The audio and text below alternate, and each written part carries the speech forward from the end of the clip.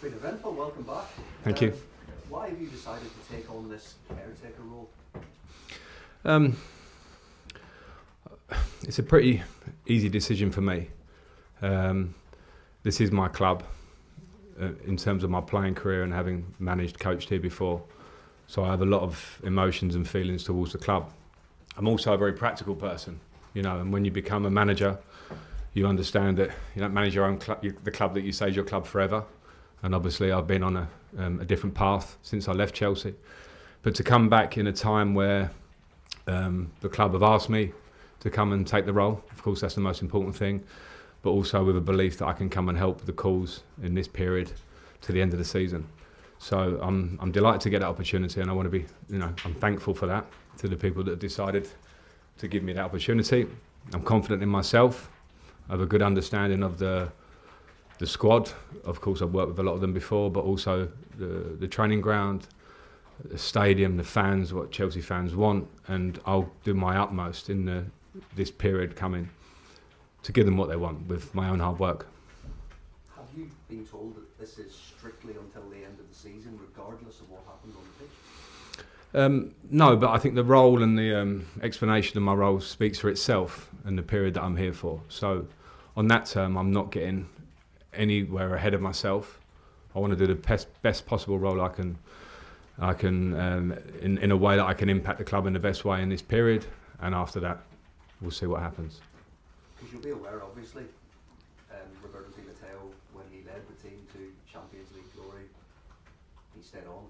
Is that an incentive for you? I don't think it's worth speaking about, you know, past moments. You know, Roberto did an incredible job and stayed on. That's a different part of Chelsea's history, and for me, in simple terms, it won't be my decision as such. So again, I don't want to jump forward to that. And I understand I'm probably going to get asked that question a lot and asked a series of questions. I've got my eyes wide open. I expect those questions. But the important thing for me is to kind of park that to the side and focus on the job in hand for me.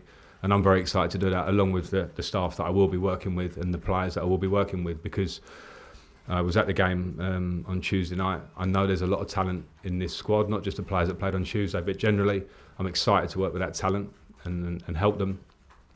And that's why I'm here. And the two key areas, I suppose, how do you manage the fact that it is quite a big squad of players, and also maybe the goal scoring problems? Are those two areas in particular and somewhere you feel you can improve? Well, yeah, I hope so. I mean, it's modern day football has big squads, and I understand that Chelsea might be at the top end of that. I remember being here before, and I had lots of difficult decisions of really good players and good people that you have to tell you're not involved this week. And part of the job is to try and manage that situation and make every player feel included. Maybe in the beginning, going into this with it being a short term, that's a positive thing for me, because everyone can have a clean slate as such right now and show in training and show what they can do and be competitive in training, and a competitive nature that will then cross over to the pitch. That's the good thing about a squad. You push each other, and I'll try and manage that. In terms of the goal scoring, there's no genius answer for a coach to explain to you about scoring goals to a point. You can set up the structure of a team, work to get the team in a dominant area of the pitch a lot, and again we saw that against Liverpool, a lot of good chances. So all I'll be here is to work with repetition on the training ground, to work in terms of speaking to the players. Fortunately, it was one of the parts of my game that was a big part of my game, and that's not me comparing anything, that's just understanding the mindset that it takes to be that aggressive, cold-hearted nature to want to score goals, and I know the players will have that. It's just a case of trying to direct that in the right way. One player you played a key role in, I guess, developing, and he excelled in that time, was Mason Mount. Sorry, what have you made of his situation with the club at the moment? And I wonder how much influence can you have over such situations that could impact on the future of the football club? I don't know enough about it to talk about it, and I think it'd probably be wrong for me to delve into anything other than Mason has always been a fantastic player for me, from my days at Derby, the impact he had there, to when I came back to Chelsea. And it's with absolute pleasure that I've watched him, amongst others that I coached in that period, in terms of, you know, Reece James, people like Tammy Abraham and Tamori and others, if I missed them, to have gone on and either been huge players here or elsewhere. So that's great. But with Mason, I know he's had a few slight injury problems maybe, so I understand that. So the important thing would be to speak to him, find out where he's at. But I know what I get from Mason. So in that terms, I just want to see him perform on the pitch. And of course, we have a good relationship, so we'll talk a lot. I think he's a huge player for Chelsea and has been in his time here. So I look forward to talking to him more. And what's your thought process for picking a team? Quite a tight turnaround, I guess, for the Wolves team? Yeah, and I've been thinking about it a lot. This morning, speaking to people that are going to be helping me to do this job. So I have my idea about where I want to go. And as I say, I watched the team, and credit to Bruno who took the team. I want to say credit to Graham Potter, who I don't know that well, but everything I see about him is a good man and a very good coach. And sometimes maybe for whatever reason things don't align, don't work, whatever. I've been in that situation personally. So there's nothing that I will do or will look backwards other than things that can help us with a view to how we move forward. But I'll obviously have my own ideas. Just finally, can you confirm your coaching staff? I can't at this point, unfortunately. Okay, Liv, PLP. Hi, Graeme. Hi. Just firstly, what is the target? It's obviously such a short period of time between now and the end of the season. 2 huge games against Real Madrid coming up. What is the target for you, for this team, for now until the end of the season? I think to attempt to install the highest level of confidence I can with the group, for them to exert and show a level of passion of playing for Chelsea and an urgency and energy in their game. I think those are sort of like principles that I really want to talk to the players about. And in terms of targets, we want to win as many games as we can. It's that's the simplest answer you're going to get. It's more complicated than that. But at the same time, I think there are big games ahead of us, and every game is hard. Premier League's hard, Champions League, of course, is hard. But we have to have a belief in the players we have in this squad. I've got a huge belief in them from the outside, and I'll tell them that today. And so it's how can we take that in the right direction, and then of course we want to win games. Obviously, when you got let go a couple of years ago, you sort of got Chelsea through the group stages of the Champions League and didn't get the chance to take them in the knockout stages. So do you feel like now this is your chance to have that experience of managing Chelsea in the knockout stages of the Champions League? Well, it's certainly a chance with the 2 games we have coming up. I'm not naive. Real Madrid is a huge football club, of obviously the current Champions League winners, so a fantastic team. So I'm not going to sit here and make all these crazy talk about that, and then what might be in that difficult semi-final that maybe after that and a final, that's far away, and my job is to go step by step.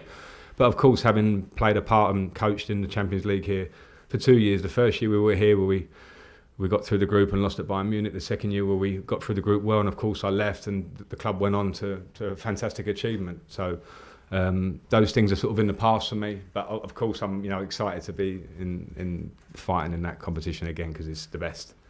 And you mentioned the fans and how important the fans are. Do you have a message for the Chelsea fans out there? Because I know obviously a lot of them will be very delighted that you're back at the club managing for a second time. Did you have a message for them?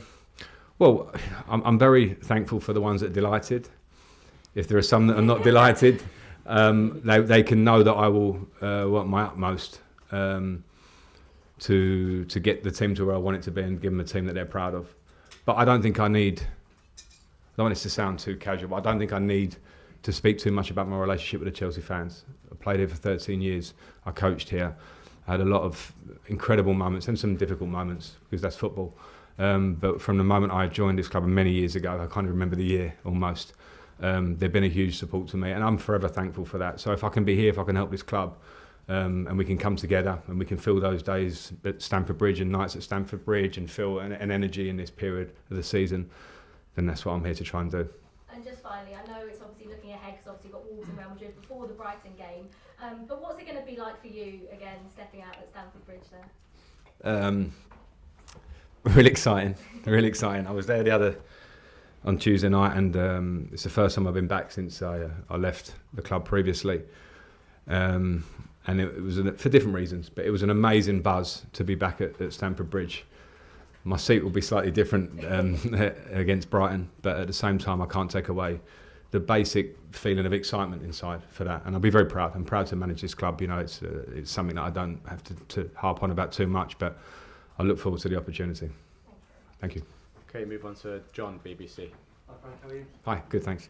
Can you explain how it all came about, when you got the phone call? Was it a surprise when you got the call? Of course a surprise in terms of you never know a decision the club is going to make. There's been lots of change in the Premier League this year, and of course you're aware of that. And I've been particularly enjoying my period of time at home. It's one of the things as a manager and coach where the game can be fluid at times, that when you get periods to be at home, you can really throw yourself into your family and my children and my wife, etc. And things I had to probably put to the side by being up in Everton for a year. So that was a surprise because I've been pretty happy in that position. But when I spoke to Paul and Lawrence in the last 24 to 48 hours, and they put forward what this is now and what it's ended up being, it was obviously for me, as I said in the beginning, a decision that was not simple. Chelsea Football Club can't be a simple decision. You have to take things into account personally, what it means to your heart and what it means to your head. But that decision I've obviously came to. And you've obviously had some big challenges already in your managerial career, but how big a challenge is this one, especially, you've got 5 days, 6 days to try and prepare a team for Real Madrid?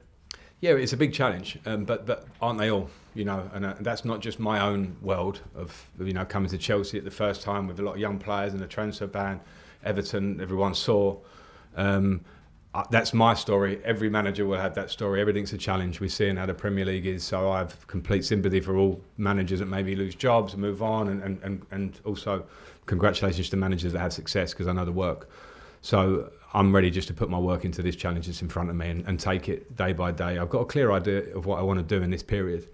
But the biggest thing for me now is to be able to speak to the players and to feel them out on the grass and try and impact them.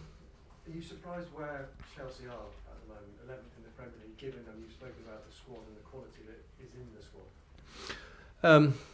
I don't think football can surprise you really like that.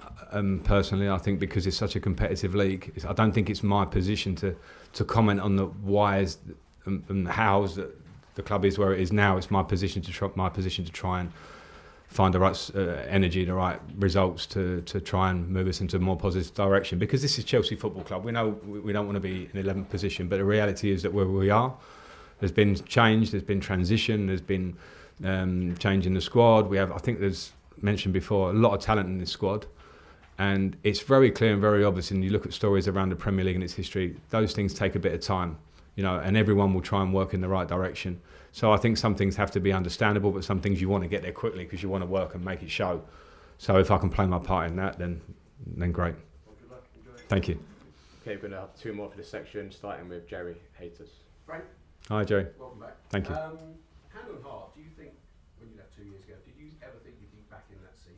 And is there an element of unfinished business in your behalf? I didn't think I'd never be in this seat. I'm a confident person. I want to work hard. I understand the game. And this club, obviously, I have a big connection with. But if I'm honest, it wasn't my thought one day I'll be back as Chelsea manager, because my job is to be as good a manager as I can be. I can't. It would be useless to sit there and think about what might be down the line. So it wasn't in the first part of my mind. No, in terms of unfinished business, I don't quite see it like that. I was here for that period of time. I look back on it with really good feelings about the positives, and when I reflected all the things that I thought maybe I could have done that a little bit better. I think most managers will be the same. And now I'm here in a different period, a different era, and I just want to do as well as I can. So it doesn't, that unfinished business sounds a little bit Hollywood. It's like you're looking for a great line. I want to work, and of course I want to help this club as much as I can. Okay, we're going to finish with Simon, the Athletic. Hey Frank. Hi Simon, how are you? I'm good. I just wondered, because you were a player when interims came in, like the Birds and they made a big impact. Have you learned, is there anything you can take from what you experienced as a player from them that you can tell the players yourself as a coach now that you're interim too, that will help you? Yeah, maybe, because I think I've got real fond and good memories of both the managers you mentioned. And we had some more, I think, but in terms of the success that I personally felt under Robbie, which is obviously the Champions League, I saw how he affected the group and the personal relationships that he had, and obviously the football instincts that he had. And in Gus's own way, similarly, he had great personal touch, he had a great football brain. So those little things that I remember from those periods, of course, I would try and affect them, because this is a job that's in hand, it's in front of me now, and so I'll be stupid to not rely on some things that obviously I felt were good, but I also have to do the things that I think are right now. So, you know, both together. And I know you talk about targets, you can't talk too much, but in terms of the league, how important could it be for Chelsea to be in European football, even though it's not top four is obviously probably out of the question, but the less competition, I think you played in the Europa League, for example. It's really important, but at the same time we're in this situation now where we would all love to get there, but the reality is we have to win games to give ourselves a fighting chance of being there. So I really don't want to go there at this point. But I understand your point, because Chelsea has a history of being in Europe. But at the same time here, as I mentioned, whatever challenges there have been this season, I'm not here to talk about them. I'm here to go, what maximum impact can I have from now until the end of the season? And of course, I could set high bars for myself now. They will be useless anyway. It's more important about how I work. Okay, that completes that section. So cameras off, please.